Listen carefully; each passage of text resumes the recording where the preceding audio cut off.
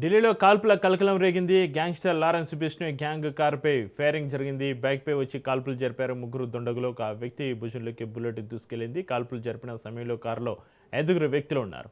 CC footage ఆధారంగా పోలీసులు దర్యాప్తు చేస్తున్నారు. 4 రౌండ్ల కాల్పులు జరిపినట్టుగా గుర్తించారు.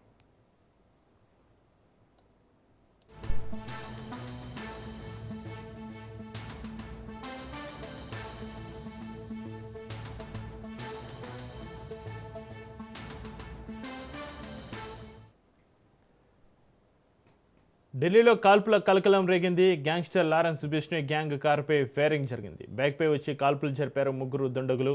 వ్యక్తి భుజంలోకి బుల్లెట్ దూసుకెళ్లింది. కాల్పులు జరిపిన సమయంలో కారులో 5 వ్యక్తులు ఉన్నారు. సీసీ ఫుటేజ్ ఆధారంగా పోలీసులు దర్యాప్తు చేస్తున్నారు. 4 రౌండ్ల కాల్పులు జరిపినట్టు గుర్తించారు.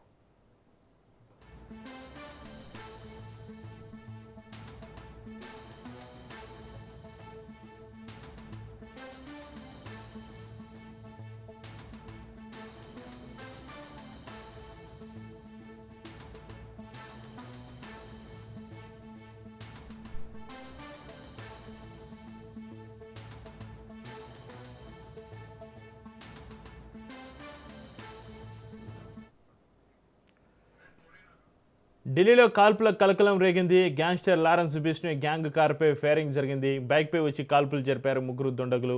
వ్యక్తి భుజంలోకి బుల్లెట్ దూసుకెళ్లింది. కాల్పులు జరిపిన సమయంలో కారులో 5 వ్యక్తులు ఉన్నారు.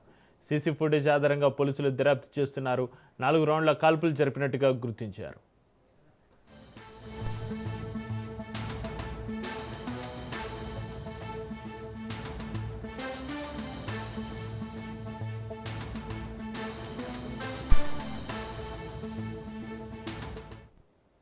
తెలంగాణ రాష్ట్రంలో నేటి నుంచి ఇంటర్ పరీక్షలు ప్రారంభం కానున్నాయి. నేటి నుంచి ప్రథమ, రేపటి నుంచి ద్వితీయ సంవత్సరం పరీక్షల నిర్వహణకు అధికారులు ఏర్పాట్లు చేశారు. రాష్ట్ర వ్యాప్తంగా 33 జిల్లాల్లో మొత్తం 1495 పరీక్ష కేంద్రాలు ఏర్పాటు చేశారు. ఫస్ట్ ఇయర్లో 4,89,126 మంది, సెకండ్ ఇయర్లో 5,07,949 మంది కలిపి మొత్తం 9,97,075 మంది పరీక్షలకు హాజరు కానున్నారు.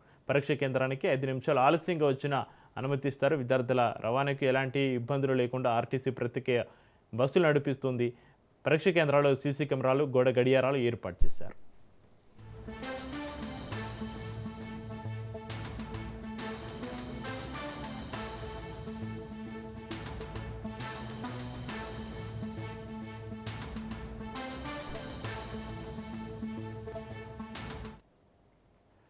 రాజమండ్రి కల్తీపాల ఘటనలో మృతుల సంఖ్య పెరుగుతోంది. విశాఖ ఆసుపత్రిలో చికిత్స పొందుతూ 6 ఏళ్ల బాలుడు మృతి చెందాడు. దీంతో కల్తీపాల ఘటనలో మృతుల సంఖ్య 5కు చేరింది.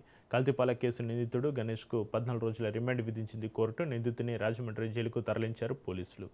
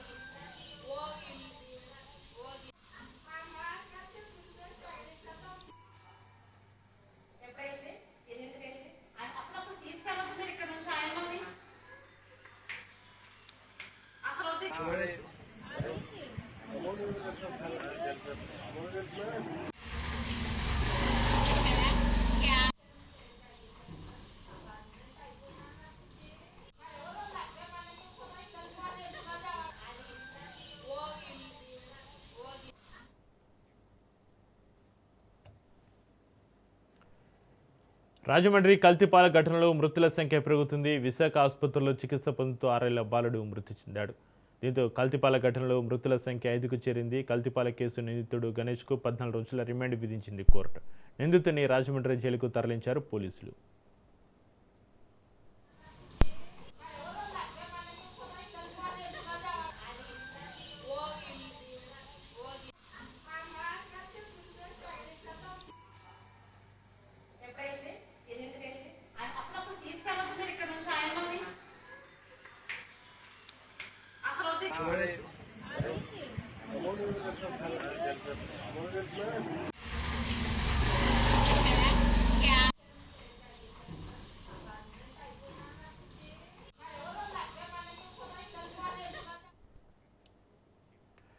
శ్రీకాకుళంలో డయేరియా కలకలం రేపుతుంది. డయేరియా తోటి ఇద్దరు మృతి చెందగా 55 మందికి చికిత్స కొనసాగుతుంది.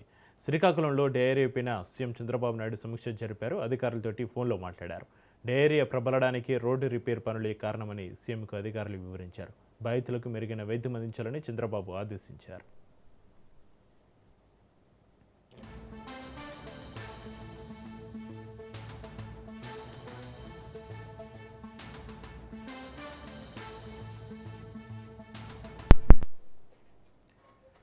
శ్రీకాకుళంలో డయేరియా కలకలం రేపుతుంది. డయేరియా తోటి ఇద్దరు మృతి చెందగా 55 మందికి చికిత్స కొనసాగుతుంది.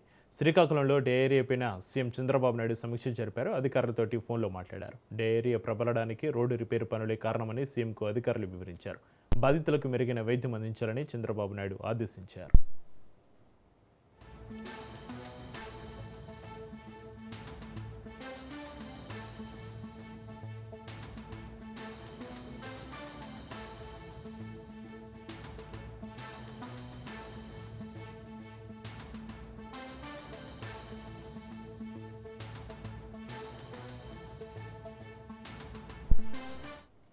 జగిత్యాలలో ఒక రిటైర్డ్ టీచర్ మిస్సింగ్ విషాదంగా మారింది. రిటైర్డ్ టీచర్ జలపతిరావు 6 నెలల క్రితం ఇంట్లో నుంచి వెళ్ళిపోయాడు. అప్పటి నుంచి జలపతిరావు కోసం కుటుంబ సభ్యులు కలించారు. కానీ జలపతిరావు ఆచూకీ లభ్యం కాలేదు. తాజాగా జగిత్యాల శివారులోని సొంత భూమిలో అస్థిపంజరాలు గుర్తించారు.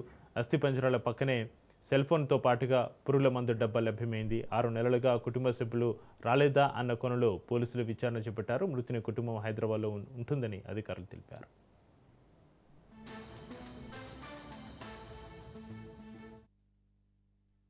పోయిన 20-25 సంవత్సరంలో పిత్రామాస రోజే మన నడిపినటువంటి ఐలేని జలపతిరావు రిటైర్డ్ టీచర్ గారు, వారు భవానీ నగర్ గణేష్ నగర్ దగ్గర ఉంటారు రెసిడెన్స్. వారికి 2 అబ్బాయిలు, ఒక కూతురు. ఆర్థికంగా ఏమి ఇబ్బందులు లేవు. కానీ వీరికి ఏ పరిస్థితిలో ఎందుకు బయటకు వెళ్ళినారో ఏమో తెలియదు. పిత్రామాసు అప్పుడు బయటకు వెళ్ళి తిరిగి రాలేదు. పోలీస్ కంప్లైంట్ ఏమైనా జరిగింది. అనుకోకుండా మేము చాలా ఎత్తుకినాం. ఈ రైల్వే ట్రాక్ కానీ, నిజామాబాదు, కాశీ, హైదరాబాదు, ఎక్కడెక్కడ ఉన్నారని ఇన్ఫర్మేషన్ వచ్చే కొంచెం అంతా వెతికినాం. ఇలా 2 కొడుకులు ఇదంతా వెతికినారు, ఎక్కడ దొరకలేదు. ఈరోజు ఉదయం అంతరామ శివర్లో, అంటే వీళ్ళ సొంత జాగానే అంతరామ రూట్లో రైల్వే బ్రిడ్జి దగ్గరలో ఇక్కడ ఉన్నట్టు నిన్న రాత్రి ఎవరో చూసి వీరు కాలకృత్య కొరకు ఏరియాకి రావడం జరిగింది. అక్కడ జరిగితే అక్కడ చెప్పులును అస్థి పంజరాలు పడి ఉన్నట్టు వాళ్ళ ఊళ్ళో చెప్పుకోవడం జరిగింది. వాళ్ళ ఊరు వాళ్ళు వచ్చి చూసి పోలీస్ స్టేషన్ కంప్లైంట్ జరిగింది. పోలీసులు మనం పిలిపించి ఈ డెడ్ బాడీ మీదేనని గుర్తించమని చూస్తే వీళ్ళ అబ్బాయిలు అది చూసి అక్కడ ఫోను, వారి వస్తువులు, వారు ధోతి, చెప్పులు అన్నీ ఉన్నాయి. అవన్నీ నిర్ధారణ చేసుకొని మాదే అని చెప్పి కన్ఫర్మ్ చేసింది. మరి పోలీసులు వచ్చి పంచనామా వేసి వెళ్ళడం జరిగింది. పోయిన 20-25 సంవత్సరం ఇంటి నుండి బయటకు వెళ్ళి తప్పిపోవడం జరిగింది. వారి 6 నెలల తర్వాత ఈరోజు డెడ్ బాడీ దొరకడం జరిగింది. తప్పిపోయిన రోజు నేను, మా బ్రదరు ఇద్దరము హైదరాబాద్లోనే ఉన్నాము. విషయం తెలుసుకొని రాత్రి రావడం జరిగింది. ఆ రోజు నుండి వెతకడం జరిగింది. వెతుకుతూనే ఉన్నాము. ఈరోజు దొరికింది. ఈ పక్కన విలేజ్ వాళ్ళు చూసి ఇక్కడ ఉన్నది అని చెప్పడంతో పోలీసు వాళ్ళకు చెప్పడం జరిగింది. వాళ్ళు కూడా ఇన్ఫర్మేషన్ ఇవ్వడంతో వచ్చి చూడడం జరిగింది. చూడడంతోనే కన్ఫర్మేషన్ చేసుకోవడం జరిగింది. మా సొంత పొత్తుల జాగాలోనే చనిపోవడం జరిగింది. డాడీ పేరు Jalapathirao, son of Gangarao, retired teacher, ఐలాండ్ జలపతిరావు. ఐటమ్స్ చెప్పులో ఫోను, చేతు వంకర పోయింది, అది దాంతో గుర్తుపట్టడం జరిగింది. వరంగల్లో మాజీ మంత్రి హరీష్ రావు పర్యటించారు. నగరంలోని నిర్మాణంలో ఉన్న ప్రభుత్వ సూపర్ స్పెషాలిటీ హాస్పిటల్ను సందర్శించారు. బీఆర్ఎస్ పోరాటంతోనే ప్రభుత్వంలో చలనం వచ్చిందని హరీష్ రావు అన్నారు. నిర్మించిన ఆసుపత్రికి రంగులు వేశారని, దేవతల ప్రాజెక్టు పూర్తి చేయడంలో కాంగ్రెస్ ప్రభుత్వం విఫలమైందని ఆరోపించారు. కాంగ్రెస్ మంత్రులు ఎవరికి నచ్చినట్టు వారు డెడ్లైన్ విధిస్తున్నారని మండిపడ్డారు. గోదావరి జలాలపైన అసెంబ్లీలో చర్చించేందుకు సీఎం సవాల్ను మేము స్వీకరిస్తున్నామని హరీష్ రావు అన్నారు. ఎంజీఎం ఆసుపత్రిలో సమస్యలు వెంటాడుతున్నాయని, బీఆర్సీ కార్యకర్తలపైన జర్నలిస్టుల పాలిట కాంగ్రెస్ ప్రభుత్వం కక్షపూర్తిగా వివరిస్తుందని దుయ్యబట్టారు. ఉత్తమ్ కుమార్ రెడ్డి గారు మీ జర్నలిస్టులే సాక్ష్యం. ఆయన గారు దేవాదుల ప్రాజెక్టు మీద ఉత్తమ్ కుమార్ రెడ్డి గారు ఎక్స్ప్లెయిన్ చేస్తుంటే రేవంత్ రెడ్డి గారు ఆయన ఆపేసిండు. పాపం ఆయన పరిస్థితి దయనీయంగా అయిపోయింది ఉత్తమ్ కుమార్ రెడ్డిది. ఉత్తమన్న నువ్వు జరాగు ఈ ప్రాజెక్టు మీద కడియం శ్రీహరి గారికి బాగా తెలుసు, ఈసారి రివ్యూ చేస్తే కడియం శ్రీహరిని పిలుచుకో అంటుండు. అంటే నీళ్ల మంత్రికి ఏం తెలియదని చెప్పకనే చెప్తున్నాడు.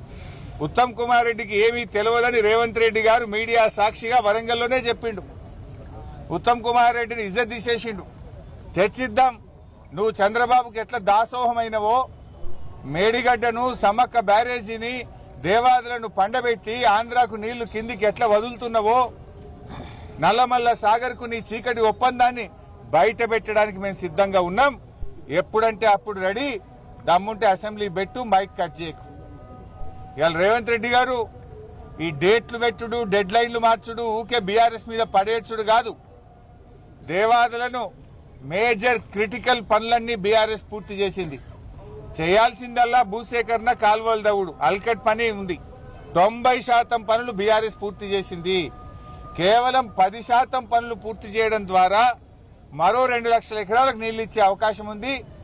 నిజాయితీ ఉంటే మళ్ళా డేట్ మార్చక, ఇప్పటికే పొంగులేటి డేట్ మారింది, ఉత్తమ్ గారు డేట్ మారింది, ఇప్పుడు నువ్వు ఇంకో డేట్ పెట్టినావు. డేట్లు, డెడ్ లైన్లు మార్చకుండా త్వరితగతిన దేవాదుల పూర్తి చేయాలని బీఆర్ఎస్ పార్టీ కోరుతా ఉంది. కాంగ్రెస్ పాలనలో దేవాలయాలు విధ్వంసానికి గురవుతున్నాయని కేంద్ర మంత్రి బండి సంజయ్ విమర్శించారు. హైదరాబాద్ చార్మినార్ భాగ్యలక్ష్మి ఆలయాన్ని దర్శించుకున్న ఆయన బాన్సువాడలో హిందువులపైన దాడులకు పాల్పడ్డారని, రాజకీయాల కోసం హిందువులను హింసిస్తున్నారని మండిపడ్డారు.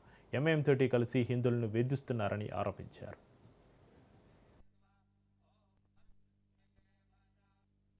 27 నెలలే కాంగ్రెస్ పార్టీ ప్రభుత్వం వచ్చి సికింద్రాబాద్ లో ముత్యాలమ్మ గుడి దాడి, జుబ్లీస్ లో పెద్దమ్మ గుడి మీద దాడి, సంతోష్ నగర్ లో దేవాలయం మీద దాడి, జుక్కల్లో దుర్గామాత అమ్మవారి మీద దాడి, శంషాబాద్ లో దేవాలయాల విధ్వంసం, పాత బస్తులు విధ్వంసం, రాత్రికి రాత్రి నిన్న రాత్రి చాయంద్రానగుట్టలో పురాతన టెంపుల్, పవర్ఫుల్ టెంపుల్ అయినటువంటి నా ఆంజనేయ స్వామి మీద దాడి చేశారు. బాన్స్వాడలో దాడులు. ఎక్కడ పోయినా కాంగ్రెస్ పార్టీ, ఎంఏ పార్టీ ప్రభుత్వం ఏర్పడిన తర్వాత తెలంగాణ రాష్ట్రంలో ఎందుకు దేవాలయాల మీద దాడులు జరుగుతున్నాయి? కదా మెజార్టీ ప్రజలైన హిందువులు ఎలా మా దేవాలయాన్ని రక్షించండి అని బిచ్చమెత్తుకునే పరిస్థితి ఈ తెలంగాణ రాష్ట్రంలో వస్తే హిందూ సమాజాన్ని కాపాడే వాళ్ళు ఎవరు ఒకసారి హిందూ సమాజం ఆలోచించాలి. మా ఆవేశం కాదు ఇది, భారతీయ జనతా పార్టీ ఒక ఆవేదన. మా కసితో ఉన్నారు ఇవాళ హిందూ ధర్మాన్ని, హిందూ సమాజాన్ని కాపాడుకోసం నా కార్యకర్తలు, భారతీయ జనతా పార్టీ కార్యకర్తలు ఇవాళ రామచంద్ర గారి నేతృత్వం కసితో ఉన్నాం. మేము సంకల్పం తీసుకొని మేము ఉన్నాం. హిందూ సమాజాన్ని జాగృతం కావాలి. హిందూ సమాజాన్ని జాగృతం కాకుంటే బిచ్చ బతుకులు చేయమని రాసి పెట్టుకోండి. ముఖ్యమంత్రి నారా చంద్రబాబు నాయుడు అధ్యక్షతన జరిగిన రాష్ట్ర కేబినెట్ కీలక నిర్ణయాలు తీసుకుంది. మొత్తం 56 ఎజెండా అంశాలకు మంత్రివర్గం ఆమోదం తెలిపింది. పెట్టుబడులు, పర్యాటకం, ఇంధన ప్రాజెక్టులు, ఉన్నత విద్య, పరిశ్రమలు వంటి అనేక రంగాలకు సంబంధించిన ప్రతిపాదనలపై చర్చించి నిర్ణయాలు తీసుకుంది. రాష్ట్ర పెట్టుబడుల ప్రోత్సాహక మండలి తీసుకున్న నిర్ణయాలకు కేబినెట్ ఆమోదం తెలిపింది. విశాఖలో 2387 కోట్ల వ్యయంతో ఏర్పాటు చేయనున్న సెమీకండక్టర్ పరిశ్రమకు కూడా గ్రీన్ సిగ్నల్ ఇచ్చింది. ఈ ప్రాజెక్టు ద్వారా భారీ స్థాయిలో ఉపాధి అవకాశాలు కల్పించబడనున్నట్లుగా ప్రభుత్వం భావిస్తోంది.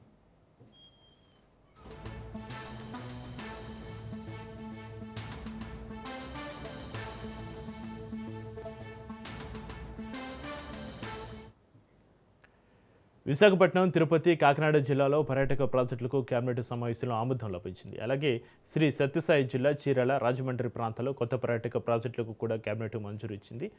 ఇక సౌర, పవన, హైబ్రిడ్ విద్యుత్ ప్రాజెక్టుల ఏర్పాటుకు ఆమోదం తెలిపింది. ముఖ్యంగా అనంతపురం, కర్నూలు జిల్లాలో ఈ ప్రాజెక్టులు ఏర్పాటు చేయనున్నారు. ఇక ఉన్నత విద్య, నైపుణ్య అభివృద్ధి శాఖల బలోపేతానికి కేబినెట్ కీలక నిర్ణయాలు తీసుకుంది. విద్యార్థులకు ఆధునిక నైపుణ్యాలు అందించే దిశగా చర్యలు చేపట్టనుంది.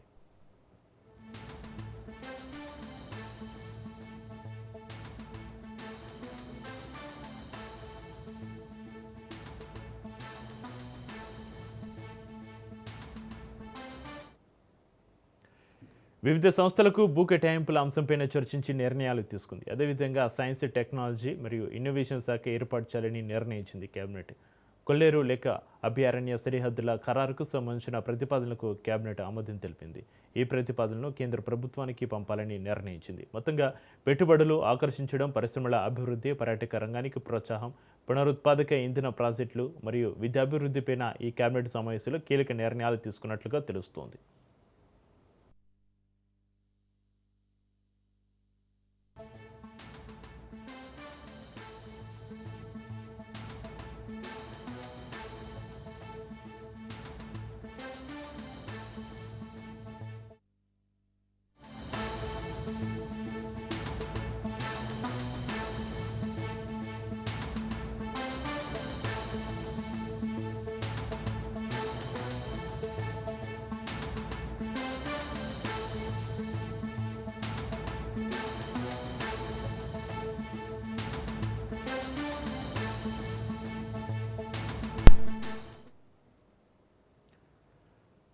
బ్రేకింగ్ న్యూస్ చూస్తున్నాం. హైదరాబాద్ రాయదుర్గం పిఎస్ పరిధిలో యూట్యూబర్ కోమలి ఆత్మహత్యకు పాల్పడింది. మూడేళ్లుగా ప్రేమించిన యువకుడు పెళ్లికి నిరాకరించడంతో బీఎస్సీ విద్యార్థిని మనస్తాపానికి గురి ఆత్మహత్య చేసుకుంది.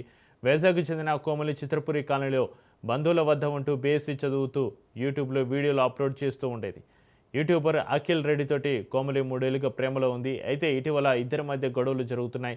అఖిల్ పెళ్లికి నిరాకరించడంతో తీవ్ర మనస్తాపానికి గురై చీరతోటి సీలింగ్ ఫ్యాన్కు ఉరి వేసుకుని ఆత్మహత్య చేసుకుంది. పోలీసులు కేసు నమోదు చేసుకుని దర్యాప్తు చేస్తున్నారు.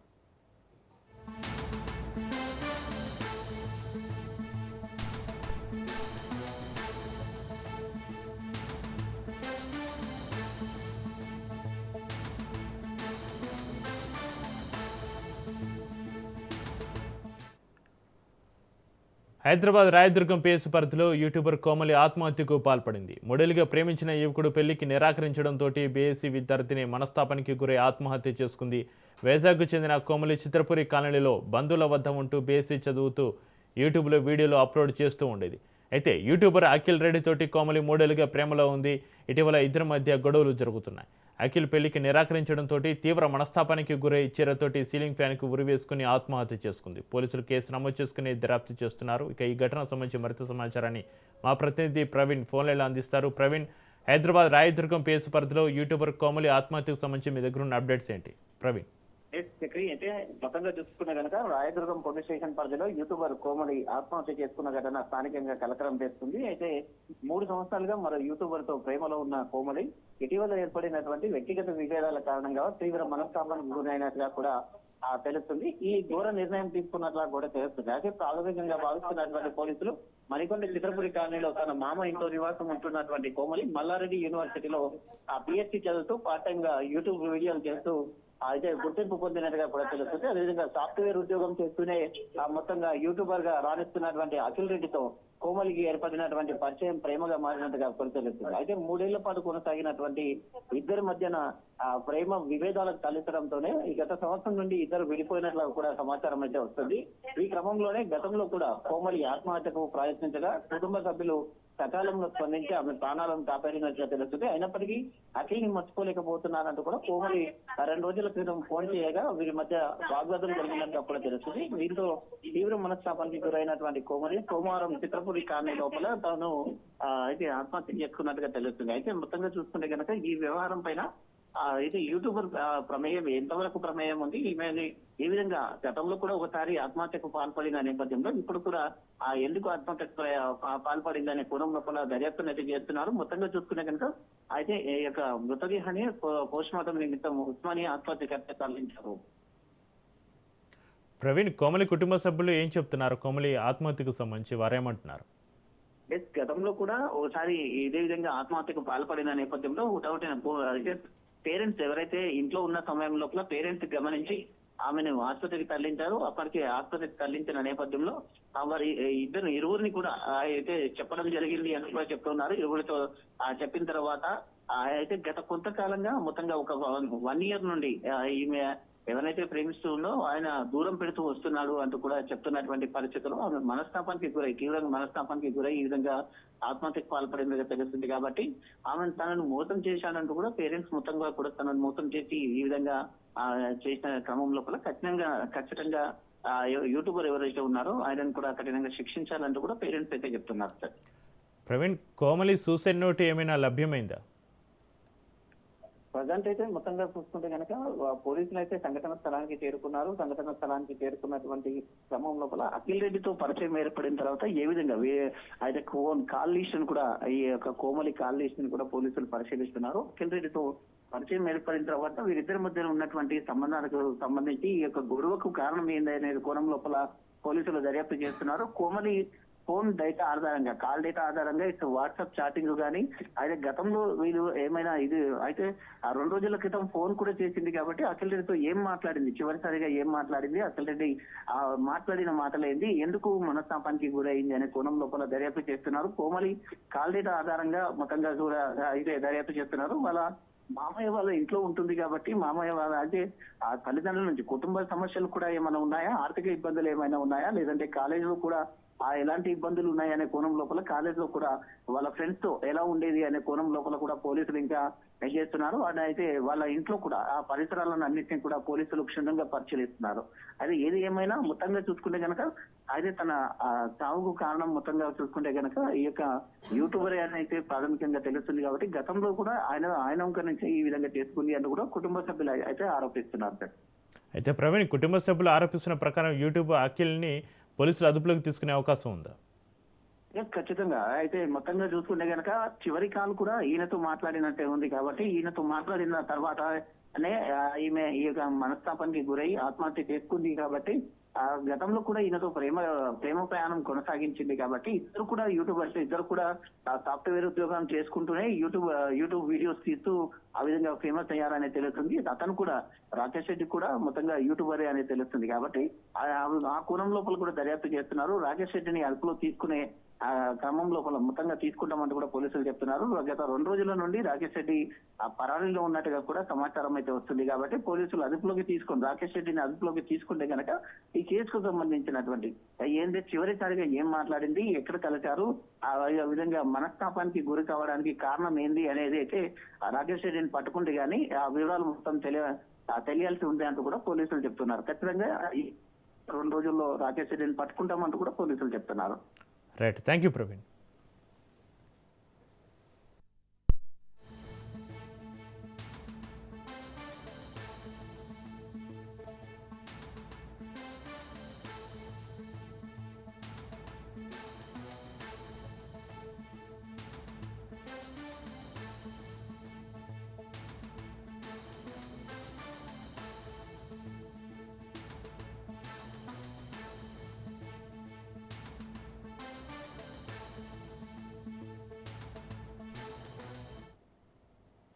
తిరుమల లడ్డు అంశంపైన ఏపీ అసెంబ్లీలో చర్చ జరిగింది. గత పాలకులు క్షమించరని, పాపం చేశారని ఏపీ సీఎం చంద్రబాబు నాయుడు అన్నారు. గత ప్రభుత్వ హయాంలో 59 లక్షల కేజీల నెయ్యి కల్తీ జరిగిందని ఆరోపించారు.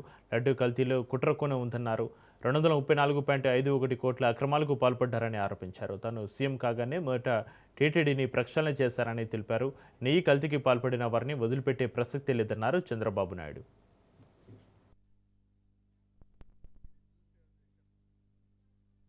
సిట్తో 2024 అక్టోబర్లో సిబిఐ సిట్ వేయడం, అందులో FSSAI వాళ్ళు కూడా చేర్చారు.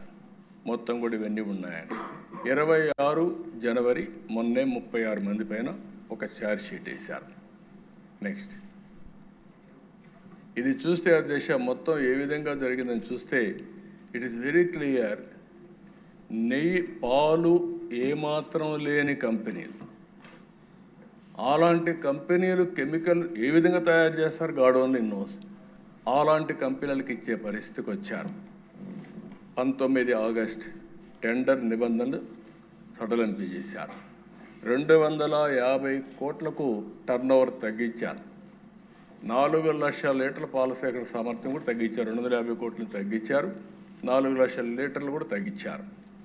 బోలేబాబా డైరీ మారిన ఆర్ష్ ఫ్రెష్ డైరీ, అక్కడి నుంచి ఆర్ష్ ఫ్రెష్ డైరీ ఒకటి వాళ్ళు తీసుకొని అర్హత లేదని ముందుగానే తేల్చారు. వీళ్ళు తేల్చిన తర్వాత 70,000 కేజీల నెయ్యి సేకరణకు టెండర్లు పిలిచి టీటీడీ పాల సేకరణ లేదని ఆర్ష్ ఫ్రెష్ డైరీ బిడ్ తిరస్కరించారు.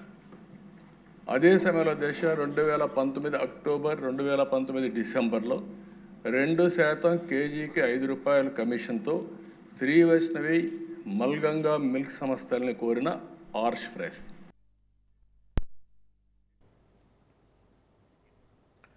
గత ప్రభుత్వం తిరుమల లడ్డు కల్తీకి పాల్పడిందని AP deputy CM Pawan Kalyan ఆరోపించారు. ఏపీ శాసనసభలో తిరుమల లడ్డుపైన చర్చ సందర్భంగా పవన్ కళ్యాణ్ మాట్లాడారు. గత పాలకులు రసాయనాల నుంచి నెయ్యి తీయొచ్చని నిరూపించారని కామెంట్ చేశారు. టెండర్ నిబంధనలకు తూట్లు పడిచారన్నారు. 5కి కూడా రసాయనాల లడ్డులు పంపించారన్నారు. లడ్డు కల్తీకి కారణమైన వారిని కఠినంగా శిక్షించాలన్నారు పవన్ కళ్యాణ్. మాకు తర్వాత మొన్న గౌరవ ముఖ్యమంత్రి గారు మనకి కేశవ్ గారు మా క్యాబినెట్లో కూర్చున్నప్పుడు మా దృష్టికి తీసుకొచ్చింది. అసలు ఈ నెయ్యిలో నెయ్యే లేదనేది చాలా స్పష్టంగా తెలియదు. మాకేమనిపించిందంటే ఏదైనా సరే innovation is very important in life. Innovation లేకపోతే ఈ పాటికి ఒక్కొక్కరు ఒక్కొక్కలా ఇన్నోవేట్ చేస్తారు. బట్ ఈ పర్టికులర్ ఈ గత ప్రభుత్వంలో ఉన్న వ్యక్తులు వీళ్ళు అరాచకంలో ఇన్నోవేషన్ చేశారు. వీళ్ళు కల్తీలు కూడా, అంటే మామూలుగా ఒక నెయ్యి కావాలంటే పాలలో నుంచే కాకుండా రసాయనాల నుంచి కూడా తీయచ్చు, మిగతా వాటి నుంచి కూడా తీయచ్చు అని చేసి చూపించారు. దానికి సంబంధించిన కంప్లీట్ ఈ సిబిఐకి మన ఆ రిపోర్ట్ ఇచ్చినప్పుడు ఎక్కడా కూడా నెయ్యి లేకుండా వీళ్ళు నెయ్యి తయారు చేశారని చాలా స్పష్టంగా తెలియజేశారు. ఇప్పుడు మనం ఏం మాట్లాడుతున్నాం వీళ్ళందరితో అంటే, ఎక్కడా కూడా ఈ సభ సాక్షిగా చెప్తున్నాను, ఇది ప్రజలకు కూడా తెలియాలి, ఎక్కడా కూడా గత ప్రభుత్వం తాలూకు హెడ్ చేసిన వ్యక్తి చేశారని ఎక్కడ కూడా నేను ప్రత్యేకించి మాట్లాడాలి. నేనేం చెప్తాను, టీటీడీ పాలక మండలి బాధ్యత ఇది. మీరు కూర్చోబెట్టి మీరు బాధ్యత తీసుకొని, వాళ్ళ పార్టీ ఆ ప్రభుత్వం స్థాపించినప్పుడు వాళ్ళ నియమించిన పాలక మండలి వాళ్ళు చేసిన తప్పులకి సింపుల్గా ఏం చేయాలి అధ్యక్ష, ఒక ఇంటర్వ్యూలో కూడా నన్ను అడిగితే నేనేం చెప్పానంటే, you mean to say you going to blame the person who headed the last government అంటే, my intention is not that. My intention is always to say that who is, I mean, who did this, who are the perpetrators.